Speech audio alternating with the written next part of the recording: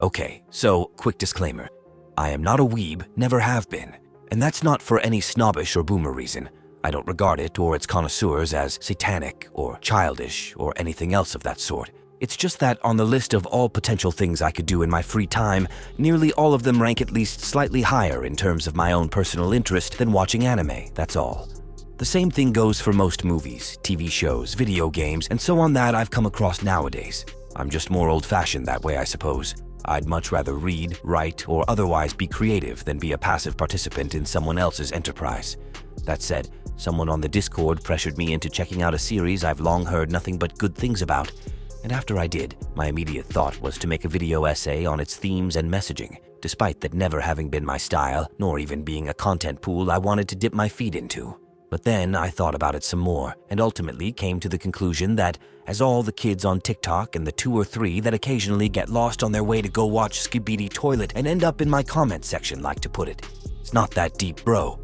And sadly, for as much as I liked and enjoyed this show, the ghosts of my younger self do have a valid, if unerudite, point in this specific instance. Pretty much everything the Misfit of Demon King Academy is trying to say, it says with such unsubtle force and bombacity that it would make a first-grade book report on One Fish, Two Fish look Kafkaesque. So I've thus been forced to retool my approach somewhat. The result I eventually landed on being to use the Misfit's magic system, in conjunction with the one I invented while watching the show, to explore and examine a topic I've been meaning to cover on the channel for a while: the epistemology and anatomy of egregores. Now, if you're unaware of what an egregore is, allow me to cite for you a quote from an eponymous book on the subject. To wit, one of the most important but little-known concepts of Western occultism is that of the egregore, an autonomous psychic entity created by a collective group mind, one sustained by belief, ritual, and sacrifice, and relies on the devotion of a group of people for its existence. End quote. It occurred to me while watching this show, yes, the one about the isekai fantasy version of One Punch Man, that some stories seem to generate their own ecosystems via the interplay between physics and metaphysics when it comes to how we interact with them. To try to better strain all those big esoteric words down to their essence, one of Misfit's core themes is the idea that the most powerful magic in the world, apart from true love and friendship naturally, is the ability to wholeheartedly believe in and commit to one's own nature and ideals, and through them to pursue a goal with absolute zeal. This is what makes Ano so overpowered, and it's why he is the true Demon King.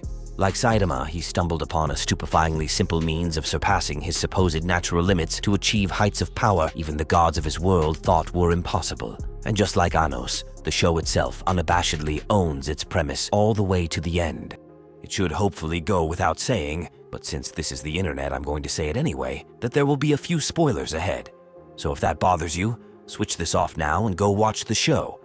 For everyone who's left, a few other examples of egregoric synergy I can think of are how Game of Thrones, a grimdark series whose founding ethos was the nihilistic deconstruction of Lord of the Rings, is seemingly doomed to forever languish in unfinished limbo, thus inadvertently demonstrating the impotence of its guiding philosophy. Or how, despite being the progenitor of the grim darkness, 40K can't quite seem to shake the human tendency to yearn for some semblance of hope in a happily ever after, even when they know it's a dead wish upon a fallen star. Or how One Punch Man's quickly spiraled into chronic apathy after its first big hit, seemingly unable to decide what to make of or do with itself afterwards.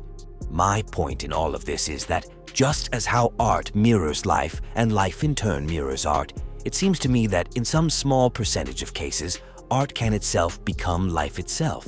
It can take on a personality, a will if you want to call it that, of its own. It can even have a semblance of what you might be given to calling a soul, though I understand why some might find such a notion disagreeable, particularly to their logical sensibilities.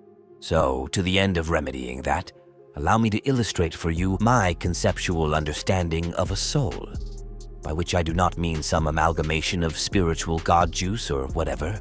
No, I'm talking about the unique pattern of information that makes an individual who they are, that complex, layered tapestry of genetic, experiential, and learned information that feeds into and informs their every thought and action.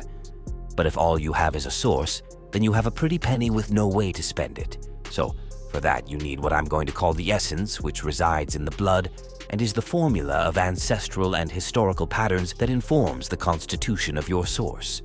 The Demon King's essence is, at present, unknown, as we still have no idea where he came from, who his parents were, etc. But we still can construct for him a semblance, which is a facsimile of a source constructed by the essence. You can imagine this like those internet NPCs who try to substitute a personality for fanatical devotion to some external identifiers like their religion, their politics, their job, their hobby, their favorite film franchise, etc. For Anos, his semblance is that of the noble father. Unlike Saitama, the Demon King has shown himself to not merely be a freak of nature, but an anathema to the very concept of arbitrary limits. If he doesn't like his fate, he'll move the literal stars themselves or destroy them if he has to change it. And therein lies, I think, the crux of what makes Misfit such a great show. At no point does it ever try to present as anything other than what it truly is. And what it is, I will argue, is a Shakespearean metadrama playing like a 3-hour-long improv session. Now let me explain this.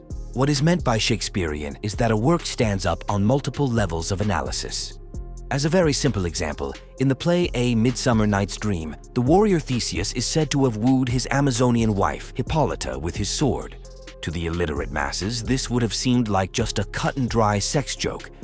But to the more erudite nobility and aristocracy, who would have read up on the ancient Greek classics, who would know who Theseus and what an Amazon was, it would be perceived a cultured literary reference. Being equally enjoyable to both the highbrow intellectual and what we would call the normie crowd was part of what made Shakespeare's plays as popular as they were, and what made the name synonymous with sophisticated writing in specific and entertainment more broadly. Now, since it is the most obvious question, I'm going to ask and answer it very quickly. Is Misfit better than One Punch Man? Well, that's a nonsense question. It's sort of like asking, is a marathon runner better than a professional bodybuilder? They're not competing in the same sport. What I argue puts Misfit above its forebear in terms of its staying power is that its shtick gives more room to maneuver than does Saitama's. Think about it. If Saitama ever found his purpose again, if he ever encountered a real fight, if he ever met an opponent who he couldn't beat in only one punch, the entire point of the show would go straight out the window. It's not for a lack of talent that saw it throw in the towel with Season 2, but that it overplayed its very limited hand. The same as is the case with Superman, which I'd argue is why Batman is more popular. It's not because the latter is inherently better than the former. It's just that Batman's premise lends itself many more degrees of freedom for the writers to play with.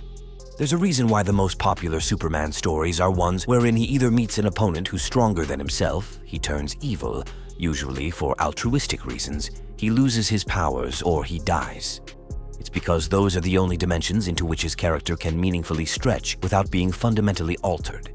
Meanwhile, Batman's had, or at least partaken in, just about every kind of story under the sun. Why? Because he's a rich buff dude in a cape with a tragic backstory and an insatiable appetite for justice, not an omnipotent, omniscient, indestructible Boy Scout. And on the surface, you might argue that Anos is no different, what with his straight-up inventing new world-ending magic spells on the spot to defeat gods, bulldoze entire armies, and even bullshit his way past supposedly impassable barriers. And you'd be objectively correct. But that's where Misfit's third major strength comes into play, its host of genuinely interesting and capable side characters. It's not just Anos one-shotting everything in existence. Even though he probably could do that, his goals are more sophisticated than just beat up the bad guy, go home and cook ramen. He wants to fundamentally change the world, to create a world of everlasting peace. Essentially, he wants to succeed where even the gods themselves failed. But he's also wise enough to recognize that there are steps essential to that end which can't be solved with a fireball. Plus, even he can't outright ignore the rules of his own world's magic system. Example, the Zekt, or demonic pacts that he makes with people throughout the show.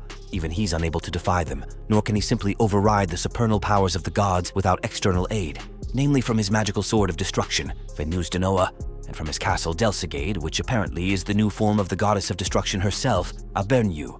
Like I said, I've seen comic book storylines that have more of their toes in reality.